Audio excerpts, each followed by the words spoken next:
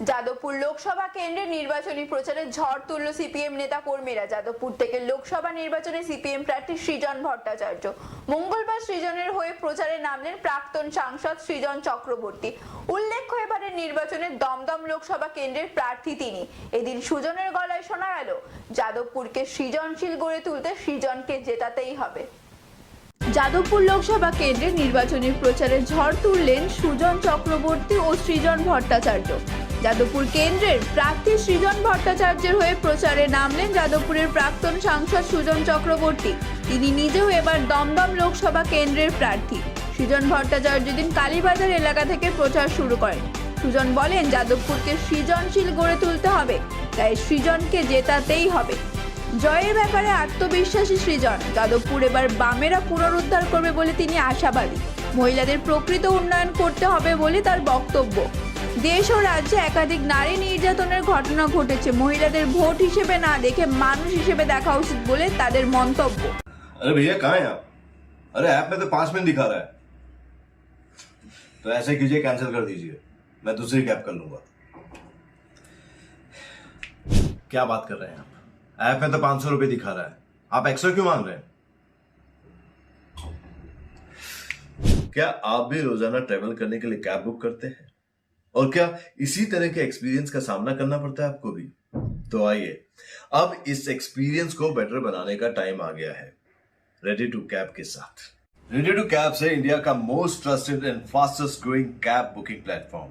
Ready to cabs पर आपको cab booking services ही नहीं बल्कि यहाँ पर आप local taxi, rickshaw, AC non AC taxi सब बुक कर सकते हैं। और सबसे अच्छी बात तो ये है कि यहाँ पर आप अपना फेयर खुद डिसाइड करते हैं। है ना ये अच्छी बात?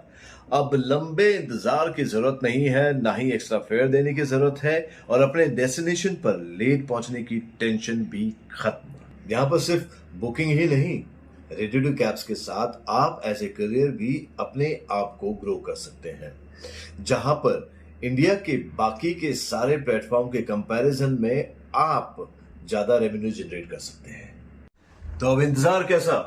बनाओ अपने कैब बुकिंग एक्सपीरियंस को बेटर रेडी टू कैब्स के साथ। आप इस ऐप को डाउनलोड कर सकते हैं प्ले स्टोर से या फिर ऐप स्टोर से, या फिर स्क्रीन पर नीचे दिए गए नंबर पर कांटेक्ट कीजिए। मिलते हैं। সুজন চক্রবর্তী বলেন, কবির সুমন, সুগত বসু, মিমি চক্রবর্তীর মতো প্রার্থীদের ওপর যাদবপুরের মানুষ আর ভরসা করতে পারছেন না। মানুষের প্রয়োজনে পাশে থাকবে এই রকম প্রার্থীর প্রয়োজন, তাই মানুষ বামেদের উপর ভরসা রাখছে বলেই জানান তিনি। টার্গেট যে কেউ কাউকে করতে পারে, নমস্কার, কিন্তু এটা তো ঠিক ওইভাবে মহিলা পুরুষ হিসেবে দেখার ব্যাপার না। মানুষের ভোট চাইছি। যারা মহিলা ভোটকে টার্গেট করছে, সেই অর্থে তাদের মনে রাখা উচিত যে তারা সন্দেশখালী থেকে হাথরস, কান্দুনি, গেদে বা পার্ক স্ট্রিট থেকে উন্নাও, পাটুয়া, তারা যেভাবে মহিলাদের মান সম্মান মর্যাদার প্রশ্নটাকে বিলুণ্ঠিত করেছে, এবং রুজি রুটির প্রশ্ন, তো মেয়েদের স্কলারশিপ সব বন্ধ হয়ে যাচ্ছে, মেয়েদের পড়াশোনার সুযোগ কমে আসছে, নাবালিকা বিবাহ বাড়ছে, চাকরি কাজ ইত্যাদির প্রশ্নে মেয়েদের যা সুযোগ সুবিধা পাওয়ার কথা, ইকুয়াল পের দাবি তো আমরা করছি। একই কাজে ছেলে আর মেয়েদের একই বেতন হওয়া উচিত, এই দাবি আমরা করছি। কিন্তু ফলত এই কথাগুলো পার্লামেন্টে বলার চেষ্টা করবো। যারা মহিলাদের মানুষ হিসেবে না দেখে ভোট হিসেবে দেখে, তারা ওইগুলো বলার চেষ্টা করছে। ওই করে আর ভোটের আগে অমুক টাকাটা বাড়িয়ে দিচ্ছি, তমুক টাকাটা বাড়িয়ে দিচ্ছি করে আসলে মহিলাদের ক্ষমতায়ন হয় না, ক্ষতি হয়। আমরা সেই ক্ষতি মেরামত